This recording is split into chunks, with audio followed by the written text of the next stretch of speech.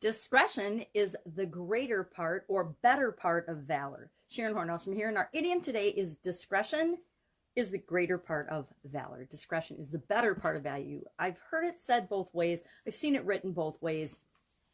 Any way you look at it, it means pretty much the same thing, whether you use the word greater or better.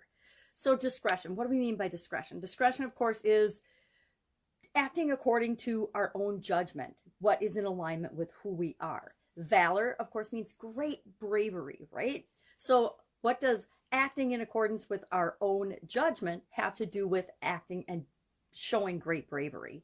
Well, this is one of those idioms that's been around for a very long time. In 1477, Charles Churchill used it. In Henry the Fourth in 1596 used it. And of course, one of our favorite with all the idioms and famous sayings is William Shakespeare, and he used it in The Ghost in 1762. So it's one of those idioms that's popped up over and over and over again, probably because it's a proverb as well as being an idiom, and it means that it's better to avoid dangerous situations than to confront them. Sometimes, right? It depends how it aligns with who you really are and what you stand for. It's better to be careful and than to do something that's reckless or unnecessary. You know, discretion nowadays is more about information than it is about and communication than it is about actual physical danger or bravery. When I think of this idiom or this expression, I think of how does it interact and how do we use it in our everyday life with respect to common sense, as well as how do we use it to supersize and grow our businesses? How can we use it and how can it benefit us in our businesses? Well, my old treat people the way you want to be treated comes up, of course. Treat people the way they expect to be treated. Know what you stand for and what you expect of yourself and the people that you interact with. And then know when it's right to share information and when it's not.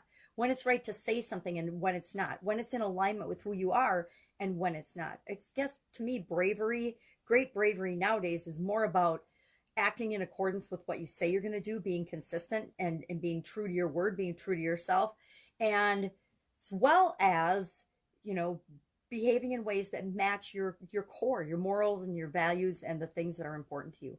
I guess it's like do the right thing. Do the right thing, but choose your battles. Know when to stand up and speak up and be on the side of somebody and back them up, and know when to not. Know when to step away and say, okay, this is something that's really none of my business, and so why am I sticking my nose into it? Now, that doesn't mean that we don't support people and stand up for them, especially our customers and the people that we interact with and the people we are in relationships with.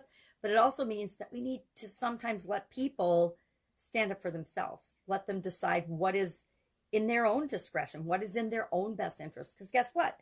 Only they know that. We don't know what's in the best interest of anyone else. Sometimes we think we do, especially when we're parents or grandparents. We think we know what's best for our kids and our grandkids and the people that work with us, our employees, our customers.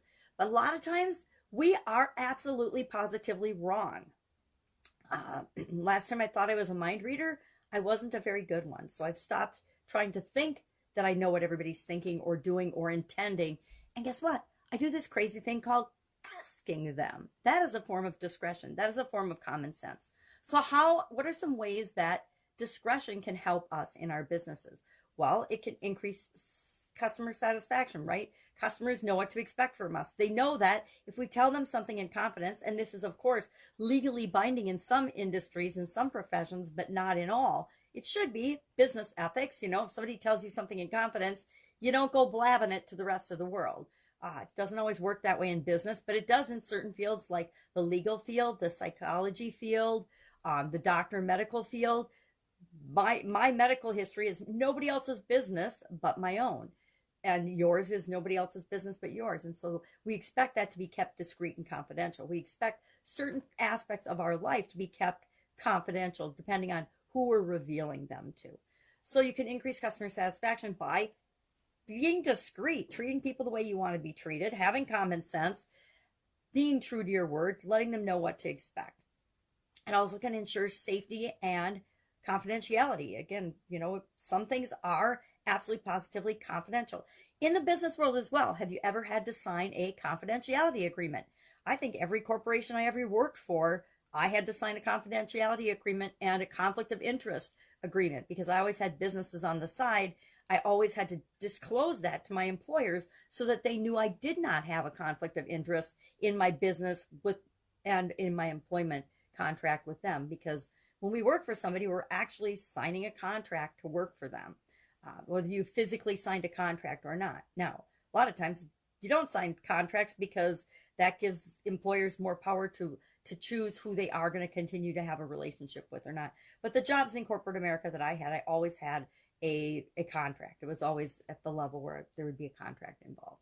And contracts are another place where discretion is the greater part of valor, right? It's the better part of valor, because how you behave, how you honor your agreements and commitments and contracts says everything about you. That's one thing we forget sometimes when we're communicating with other people, or when we're responding to social media or writing emails, or the things that we especially put in writing or on video or in tape.